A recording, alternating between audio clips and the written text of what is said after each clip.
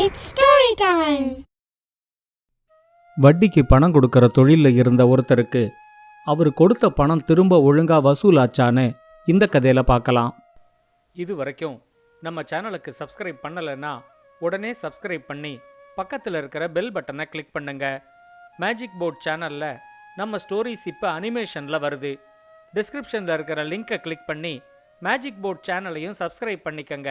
Story time Tamil சேனலுக்காக உங்களுடன் ரவிசங்கர் பாலச்சந்திரன். கதையை கேட்கலாம் வாங்க. பண்ணைக்காடுன்னு ஒரு பெரிய கிராமம் இருந்துச்சு. அந்த பெரிய கிராமத்தை சுத்தி ஏராளமான சின்ன சின்ன கிராமங்களும் இருந்துச்சு. இந்த எல்லா கிராமங்களுமே ஒண்ணு சார்ந்து இருந்துச்சு. ஒரு கிராமத்துல காய்கறிகள், பழங்கள் இதுக்கான சந்தை நடந்துச்சுன்னா இன்னொரு கிராமத்துல மாடு வாங்குற விக்கிற சந்தை நடக்கும். இந்த எல்லா கிராமத்துக்குமே விவசாயமும் அதை சார்ந்த தொழில்களும் தான் முக்கியமா இருந்துச்சு. பண்ணைக்காடு கிராமத்துல சேனாதிபதினு ஒரு ஜமீன்தார் இருந்தாரு. அவருக்கு அந்த ஊர்ல 100 ஏக்கருக்கு மேல விவசாய நிலங்கள் இருந்துச்சு. அவரோட பண்ணையில மட்டுமே 100 பேருக்கு மேல வேலை பார்த்தாங்க. சேனாதிபதி தான் பண்ணைக்காடு கிராமத்துக்கும் தலைவராயிருந்தாரு. ஊர்ல ஏராளமான விவசாய நிலங்கள், மிகப்பெரிய வீடு, எக்கச்சக்கமா பணம் அப்படி இருந்தாலும் சேனாதிபதி கிட்ட ஒரு கெட்ட பழக்கமும் இருந்துச்சு. அவரு மத்தவங்களுக்கு சேர வேண்டிய பணத்தை அவ்வளவு சுலபமா கொடுத்துட மாட்டாரு. அவங்களோட பணம் தங்கிட்ட இருந்தா மட்டும்தான் அவங்களுக்கு தம் மேல ஒரு மதிப்பும் மரியாதையும் ஒரு பயமும் இருக்கும் அப்படின்னு சேனாதிபதி முழு மனசோட நம்பினாரு. பண்ணையில வேலை செய்யற எல்லா விவசாய கூலிகளுக்கும் சாப்பாடும் தங்குற இடமும் அவரே கொடுத்துடுவாரு.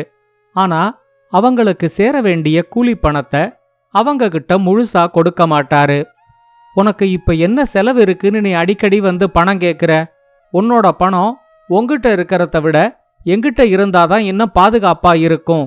நான் உங்கிட்ட அந்த கூலி பணத்தை கொடுத்துட்டா நீ அதை வச்சு குடிச்சு சூதாடி இப்படி ஊதாரித்தனமா செலவு செஞ்சிடுவ. உனக்கு வேண்டிய சாப்பாடும் தங்குற இடமும் பண்ணையிலேயே கிடைக்கும்போது உனக்கு எதுக்கு இப்ப பணம் அப்படின்னு கேட்டு கூலி வாங்க வர்றவங்கள ஒன்னும் கொடுக்காம அனுப்பி விட்டுடுவாரு. வேற ஏதாவது கிராமத்துக்கு போய் அங்க இருக்கிற பண்ணையில வேலை செஞ்சா சம்பளமாவது வரும் அப்படின்னு அந்த விவசாய கூலிகள் யோசிக்கும்போது, அப்படி ஒருவேளை வேற கிராமத்துக்கு போயிட்டா அதுக்கப்புறம் சேனாதிபதி கிட்டேந்து வரவேண்டிய மொத்த பணமும் வராமலே போயிடும் அப்படின்னு அந்த விவசாய கூலிகளுக்கு பயம் இருந்துச்சு. அதனால அவங்களும் எப்பவாவது சேனாதிபதி தங்களுக்கு சேர வேண்டிய பணத்தை கொடுத்துடுவாரு அப்படிங்கிற நம்பிக்கையில அந்த பண்ணையிலேயே வேலை செஞ்சுக்கிட்டு இருந்தாங்க. இந்த பண்ணைக்காடுக்கு பக்கத்துல பொன்னிமேடுன்னு ஒரு கிராமம் இருந்துச்சு. அந்த கிராமத்துல ஒவ்வொரு மாசமும் மாட்டுச்சந்தை நடக்கும். அங்க போனா விவசாயத்துக்கு தேவையான காளை மாடுகள், வீடுகளுக்கு தேவையான பசுமாடுகள், எருமை மாடுகள் இதை எல்லாத்தையும் நல்லா பேரம் பேசி வாங்கிக்கிட்டு வர முடியும். சேனாதிபதியோட பண்ணைக்கு 2 பசுமாடுகள் தேவைப்பட்டுச்சு. அதனால நல்லதா 2 பசுமாடுகளை வாங்கறதுக்காக அவரு பொன்னிமேடு மாட்டுச்சந்தைக்கு கிளம்பினாரு. ஆனா கிளம்புற அவசரத்துல அவரு தன்னோட பணப்பைய எடுத்துக்காமலே கிளம்பிட்டாரு. மாட்டுச்சந்தையில 2-3 மணி நேரம் அலைஞ்சு திரிஞ்சு நல்லதா 2 பசுமாடுகளையும் அவரு தேர்ந்தெடுத்துட்டாரு. மாட்டோட உரிமையாளர்கிட்ட பேரம் பேசி 2 மாடுகளுக்கும் சேர்த்து 1 லட்சம் ரூபாய் பணம் கொடுக்கறதா முடிவாச்சு. பணம் கொடுக்கறதுக்காக பணப்பைய தேடினப்பதான் அவருக்கு தன்னோட பணப்பைய வீட்டிலேயே விட்டுட்டு வந்தது தெரிய வந்துச்சு. இன்னைக்கு வாங்காம விட்டா அடுத்த மாட்டு சந்தை வரைக்கும் மாடு வாங்கறதுக்கு காத்துக்கிட்டு இருக்கணும். அது மட்டும் இல்லாம நல்ல விலையில கிடைக்கிற 2 மாடுகளை இழக்கிறதுக்கும் சேனாதிபதிக்கு விருப்பமில்ல. என்ன செய்யலான்னு அவரு யோசிச்சப்போ அந்த ஊர்லேயே யார்கிட்டையாவது வட்டிக்கு பணம் கடன் வாங்கிக்கிட்டு 1 மாசத்துக்குள்ள திருப்பி கொடுத்துடலாம் அப்படின்னு அவரு முடிவு பண்ணாரு. பொன்னிமேடு கிராமத்துல வட்டிக்கு பணம் கடன் கொடுக்கற கங்காராம்னு ஒருத்தர் இருந்தாரு. சேனாதிபதி நேரா அவரோட கடைக்கு போய், எனக்கு 2 மாடுகள் வாங்கறதுக்கு 1 லட்சம் ரூபாய் கடன் வேணும். நான் என்னோட பணப்பைய எடுத்துக்கிட்டு வர்றதுக்கு மறந்துட்டேன். 1 மாசத்துக்குள்ள 10,000 ரூபாய் வட்டியோட சேர்த்து 1,10,000 ரூபாய் நான் திரும்ப கொடுத்துடுவேன் அப்படின்னு சொல்லி கடன் கேட்டாரு. பணம் கடனா கொடுக்கலாமா வேண்டாமான்னு கங்காராம் யோசிக்கிறத பார்த்துட்டு, என்ன யாருன்னு உங்களுக்கு தெரியுதா? நான் தான் சேனாதிபதி, பண்ணைக்காடு கிராமத்தோட தலைவர். உங்களுக்கு என் மேல நம்பிக்கை இல்லைன்னா என்னோட இந்த கத்திய நீங்க அடமானமா வச்சுக்கலாம் அப்படின்னு சொல்லி தங்கிட்ட இருந்த கத்திய எடுத்து கங்காராமுக்கு முன்னாடி வச்சாரு. அந்த காலத்துல ஒரு கிராமத்திலேருந்து இன்னொரு கிராமத்துக்கு போறவங்க எல்லாருமே பாதுகாப்புக்காக கத்திய வச்சிருப்பாங்க. கங்காராம் அந்த கத்திய எடுத்து பார்த்தாரு. அது ஒரு 100 வருஷத்துக்கு முன்னாடி செஞ்ச கத்தி. கத்தியோட பிடி முழுக்க தங்க நிறத்துல இருந்துச்சு. சேனாதிபதி அவர்கிட்ட, என்ன பாக்குறீங்க? இது எங்க தாத்தாவோட தாத்தா வச்சிருந்த கத்தி. அவரு பேரும் சேனாதிபதி தான். பாருங்க, அந்த கத்தியோட பிடியில சேனாதிபதினு செதுக்கி இருப்பாங்க. 10 லட்சம் ரூபாய் மதிப்புள்ள இந்த கத்திய அடமானமா வச்சுக்கிட்டு நீங்க எனக்கு 1 லட்சம் ரூபாய் கடனா கொடுங்க. 1 மாசத்துல உங்களுக்கு சேர வேண்டிய வட்டியோட பணத்தை திரும்ப கொடுத்துட்டு எங்க பரம்பரை சொத்தான இந்த கத்திய நான் மீட்டுக்கிட்டு போறேன் அப்படின்னு சொன்னாரு. சேனாதிபதி பண்ணைக்காடு கிராமத்துக்கே ஊர் தலைவரா இருக்காரு. அவர்கிட்ட எக்கச்சக்கமான சொத்துகள் இருக்கு.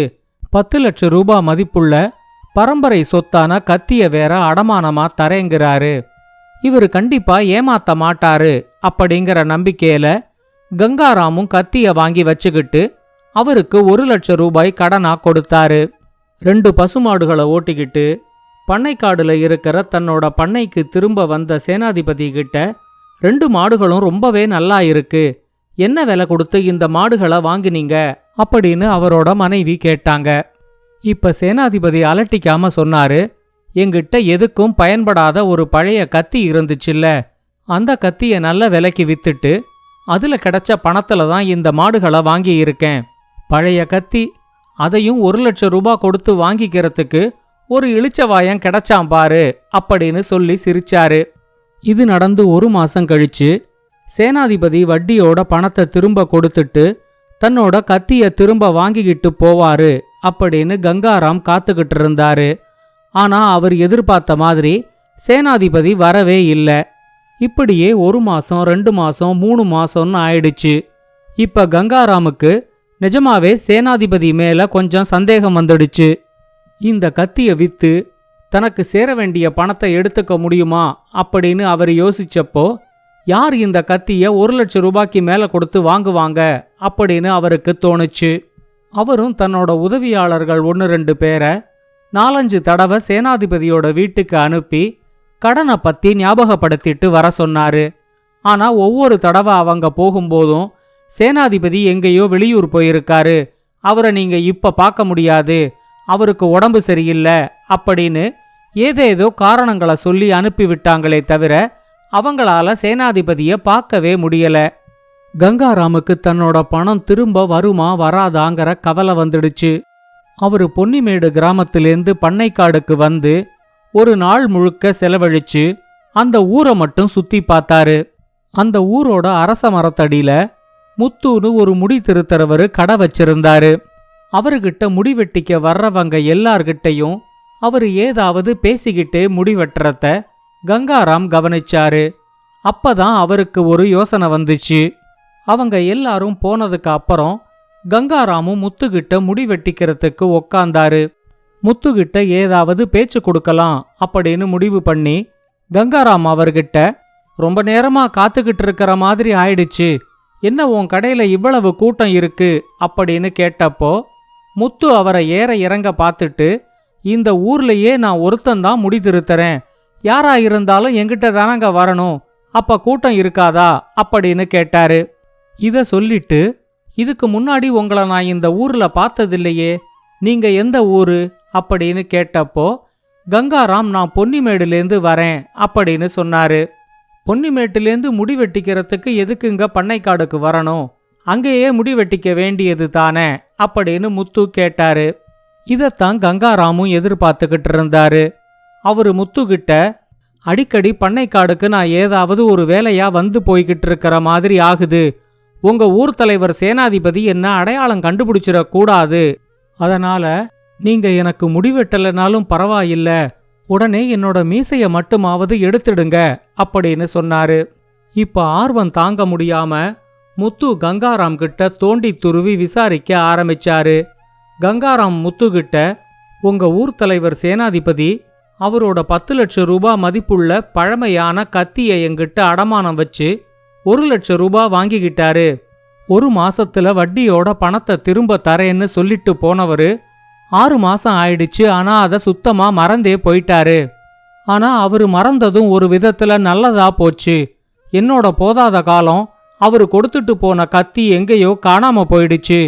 இப்ப சேனாதிபதி திரும்ப வந்து எனக்கு சேர வேண்டிய பணத்தை கொடுத்துட்டு அந்த கத்திய திரும்ப கேட்டா, அந்த கத்திக்கு பதிலா நான் என்னோட சொத்து முழுக்க வித்து அவருக்கு 10 லட்சம் ரூபாய் கொடுக்கற மாதிரி ஆயிடும். 10 லட்சம் ரூபாய்க்கு பதிலா கடனா கொடுத்த 1 லட்சம் ரூபாய் போனா போகுதுன்னு தான் அவரு கண்ணுல படாம நான் இப்படி ஒளிஞ்சு பண்ணைக்காட்டுக்கு வந்துகிட்டும் போய்கிட்டும் இருக்கேன் அப்படின்னு சொன்னாரு. கண்டிப்பா அடுத்த 1 மாசத்துக்குள்ள சேனாதிபதி முத்துகிட்ட முடிவெட்டிக்கிறதுக்கு வருவாரு. அப்ப முத்து அவர்கிட்ட இத சொல்லுவாருன்னு கங்காராம் எதிர்பார்த்தாரு. அவரு எதிர்பார்த்த மாதிரியே தான் நடந்துச்சு. அடுத்த மாசத்துல ஒரு நாள் சேனாதிபதி அவரோட ஆட்கள் 5-6 பேரை கூட்டிக்கிட்டு நேர கங்காராமோட கடைக்கு வந்தாரு. உங்ககிட்ட 10 லட்சம் ரூபாய் மதிப்புள்ள என்னோட கத்திய கொடுத்து 1 லட்சம் ரூபாய் கடன் வாங்கிக்கிட்டு போய் இன்னியோட 7 மாசம் ஆகுது. 7 மாசத்துக்கான வட்டி பணம் 70,000 ரூபாயோட சேர்த்து 1,70,000 ரூபாயை இதோ நான் எடுத்துக்கிட்டு வந்திருக்கேன். இந்த பணத்தை எடுத்துக்கிட்டு என்னோட கத்தியை எனக்கு திரும்ப கொடுங்க.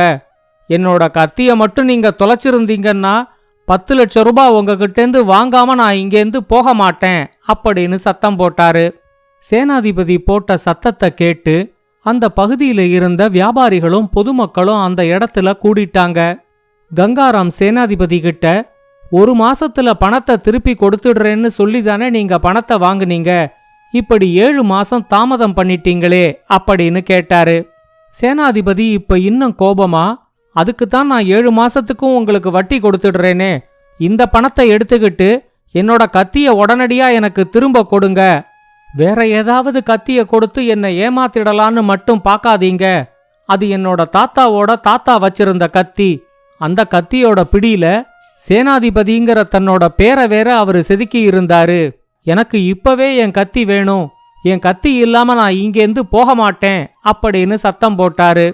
இப்ப கங்காராம் அவர்கிட்ட, உங்க கத்தி எங்கேயும் தொலைஞ்சு போகலங்க, என்கிட்ட பத்திரமா தான் இருக்கு, இந்தாங்க அப்படின்னு சொல்லிட்டு அந்த கத்தியை எடுத்து இங்க ஊர் மக்களும் மற்ற வியாபாரிகளும் கூடியிருக்காங்க, அவங்களுக்கு முன்னாடியே உங்க கத்திய உங்ககிட்ட கொடுத்துட்டு எனக்கு சேர வேண்டிய 1,70,000 ரூபாய் பணத்தை வாங்கிக்கிறேன் அப்படின்னு சொல்லி சேனாதிபதி கிட்ட கத்திய கொடுத்தாரு. சேனாதிபதி அந்த கத்திய வாங்கி திரும்ப திரும்ப பார்த்தாரு. அது அவரோட கத்தி தான். அதுல சேனாதிபதின்னு வேற செதுக்கி இருந்துச்சு. இப்ப அவரால வேற எதுவும் சொல்ல முடியாம மொத்த பணத்தையும் கங்காராம் கிட்ட கொடுத்துட்டு தன்னோட கத்திய வாங்கிக்கிட்டு அங்கேருந்து கிளம்பினாரு. சேனாதிபதி பண்ணைக்காடுக்கு வர்றதுக்குள்ள இந்த தகவல் ஊர் முழுக்க பரவிடுச்சு. அவரோட மனைவி அவர்கிட்ட, என்னங்க, அந்த இளிச்சவாயங்கிட்டேந்து 1,70,000 ரூபாய் பணத்தை கொடுத்து மறுபடியும் கத்திய வாங்கிட்டீங்க போல இருக்கு அப்படின்னு கேட்டப்போ சேனாதிபதியால எதுவுமே பதில் பேச முடியல. ஆனா இந்த ஒரு தரமான சம்பவத்துக்கு அப்புறம் அவரு யாரோட பணத்தையும் தங்கிட்ட பிடிச்சு வச்சுக்கிறதே இல்ல.